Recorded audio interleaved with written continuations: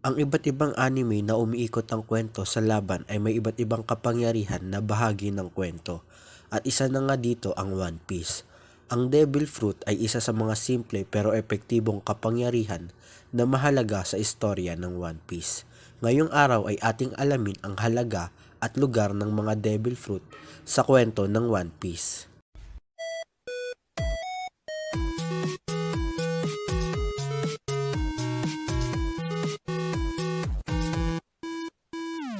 Ang devil fruit ay isa sa mga prutas na nagtataglay ng kapangyarihan na makikita sa iba't ibang bahagi ng mundo.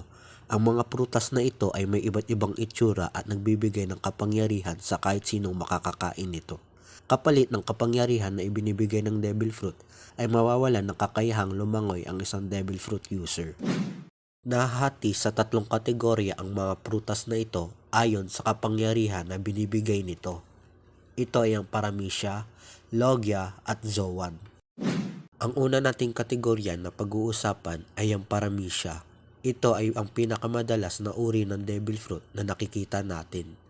Ang mga nilalang na nakakakain ng Paramecia ay nakakaranas ng pagbabago sa kanilang katawan.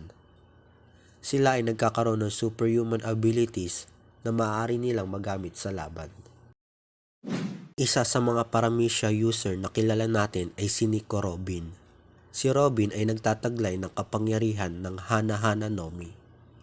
Kaya ng user ng Devil Fruit na ito gumawa ng kopya ng bahagi ng katawan nila sa iba't ibang lugar na kaya din nilang kontrolin. Ang isa pang Paramecia user ay si Buggy na ginagamit ang kapangyarihan ng Bara-Bara Nomi para hatiin ang iba't ibang bahagi ng kanyang katawan na kaya din niyang kontrolin sa kahit anong direksyon.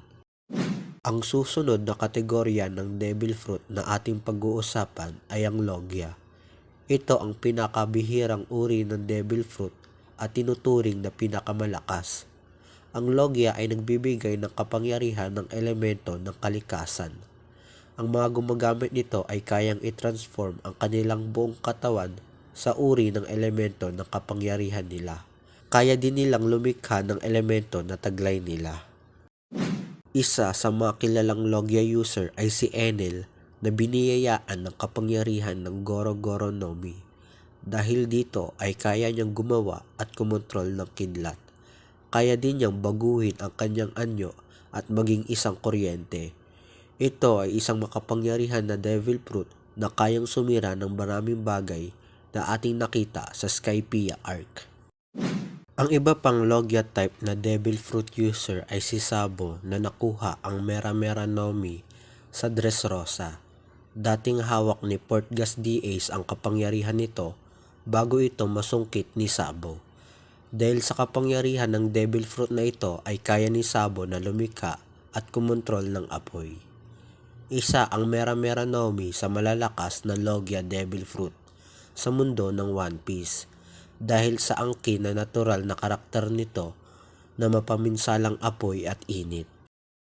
Ang huling uri ng devil fruit ay ang Zoan. Nagbabago ang anyo ng mga nakakain ng Zoan devil fruit sa iba't ibang nilalang mula sa hayop, tao o mythical o maalamat na nilalang. Ang isang halimbawa nito ay si Tony Tony Chopper na isang reindeer na nakakain ng Hito Hito Nomi. Isang devil fruit na binago ang kanyang anyo para maging isang hybrid human. Nagbigay ito sa kanya ng mataas na level ng talino at lakas. Ang isa pang halimbawa ng Zoan user ay si Rob Lucci na nakakain ng Neko Neko Nomi. Ito ay nagbibigay sa kanya ng kapangyarihan para maging isang hybrid leopard na may angking lakas at liksi. Kaya din ng mga bagay na walang buhay gumamit ng kapangyarihan ng mga Zoan type devil fruit. Gaya ni Lasso na isang baril na sa di malamang paraan ay naging isang buhay na aso. Kahinaan ng mga devil fruit user ang tubig kung saan sila ay nahihirapang kumilos at nangihina kapag sila ay nakalubog sa tubig. Isa rin sa kahinaan ng devil fruit user ay ang sea stone na madalas na ginagamit para gumawa ng posas na ginagamit para mapigilan ang mga devil fruit user sa paggamit ng kanilang kapangyarihan. Ang kapangyarihan ng Devil Fruit ay may potential din na mapalakas sa pamamagitan ng awakening na ating makikita sa hinaharap. Ang simple pero epektibong paggamit ng Devil Fruit sa kwento at diversity ng mga ito ay isa sa mga unique na katangian ng One Piece. Marami pa tayong di alam tungkol sa Devil Fruit na ito na unti-unti nating natutuklasan sa pagpapatuloy ng kwento ng One Piece.